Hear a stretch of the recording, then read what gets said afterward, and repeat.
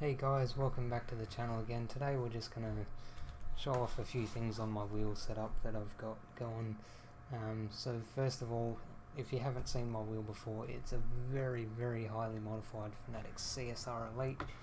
So obviously I've got some a quick release on there. There's a nice slimline quick release, and I've got multiple wheel rims that are fully compatible with it, that I've sort of custom built and put together over time and modified.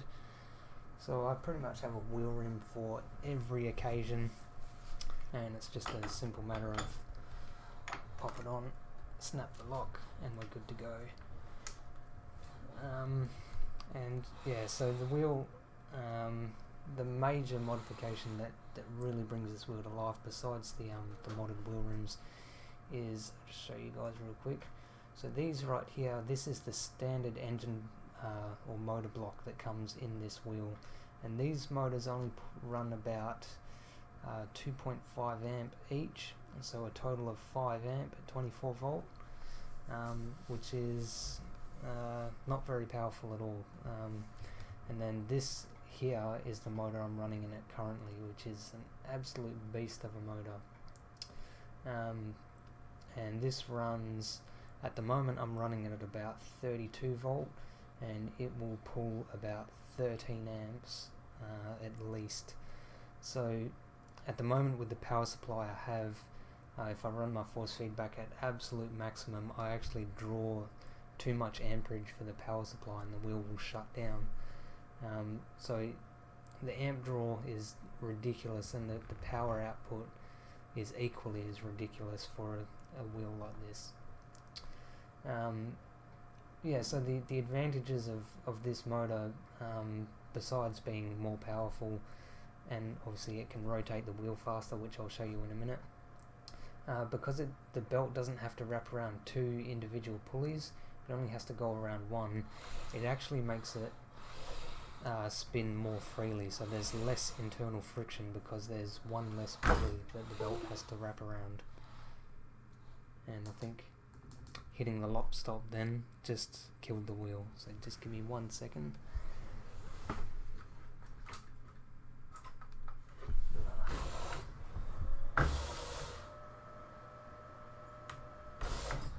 Yeah, so hitting the lock stop can shut the wheel down because it's trying to draw, for that split second it's drawing too much amperage from the power supply that I'm running, because at the moment the power supply I'm running is only a 13 amp power supply, so as soon as that 13 amp is exceeded, the voltage drops right down and stalls out the power supply, which shuts the wheel down.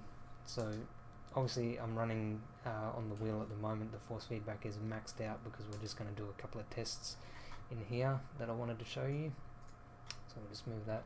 So this here is the Iracing force feedback test tool, and we've just got this set to simple spring, just so if I crank that up, now we have, whoop, no we don't, whoops, helps if I select the right wheel, there we go. So now we have a spring, simple spring enabled on the wheel. So this basically just means the further the wheel is turned from center, the higher the force is that tries to return it back. I think once you get the wheel to about 45 degrees, it's at maximum force feedback potential to try and recenter the wheel. And just to show you how strong this is, I'm going to try and turn the wheel with 1 finger. Now most wheels, I did this with the Thrustmaster TX wheel, and with some of my older wheels as well, and people complain about them being too strong. I could literally drive it at maximum force feedback with 2 fingers on either side, and I could, without too much effort, turn the wheel just with 1 finger. Now this wheel, with 1 finger, oh Jesus Christ, ugh, I can't move it, and it's actually hurting my finger. It's trying to spin it backwards, and it's actually really painful. So I use my whole hand. I can lift my entire desk just trying to turn the wheel against the force feedback. It's extremely strong. Obviously 2 hands on the wheel makes it a bit easier, but the amount of power this motor can put out is pretty impressive. So I haven't measured it exactly, but I know another modder that did a similar mod measured his at 24 volts and it outputted about just over 8 Newton meters. Now I'm running at more than 24 volts, so I know it's above that. But this motor does suffer from heat soak a bit, which means the torque degrades the hotter the motor gets. And I do have a cooling system. This little green plug here is attached to an aquarium pump that pumps air through the motor, directly through it, to try to remove the hot air. But it still does get quite hot, and it does suffer from heat soak. It's basically a magnet. When it gets really hot, it loses its magnetism, so the hotter it gets, the less force it can output. But when it's, you know, in its prime, when it's not overheated, the wheel is ridiculously strong. And I'll show you how fast it is too. We're just gonna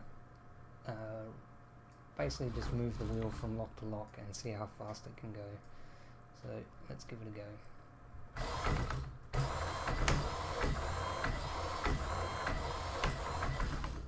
So you can see extremely fast. Now normally I only run the force feedback on the wheel at about 70, so I avoid the clipping point of the of my power supply. But even at 70,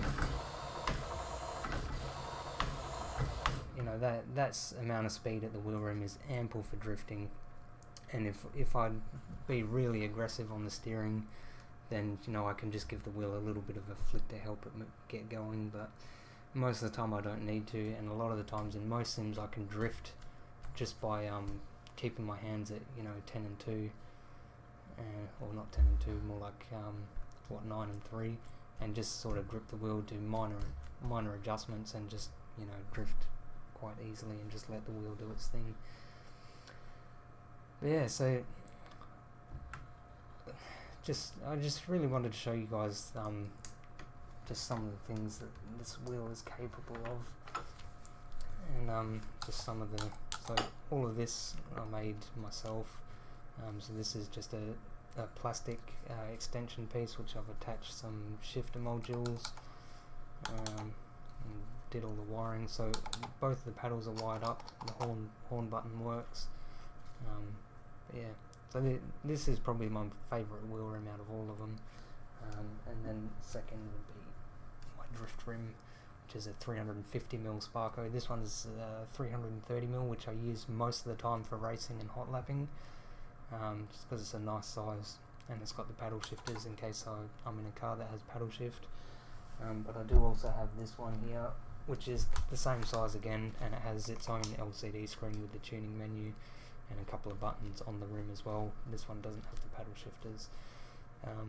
But yeah, I don't use this one all that much, so I prefer to use this one because it looks a lot nicer. But yeah, that's going to wrap up this video. Hope you enjoyed watching, and I'll see you next time. Bye.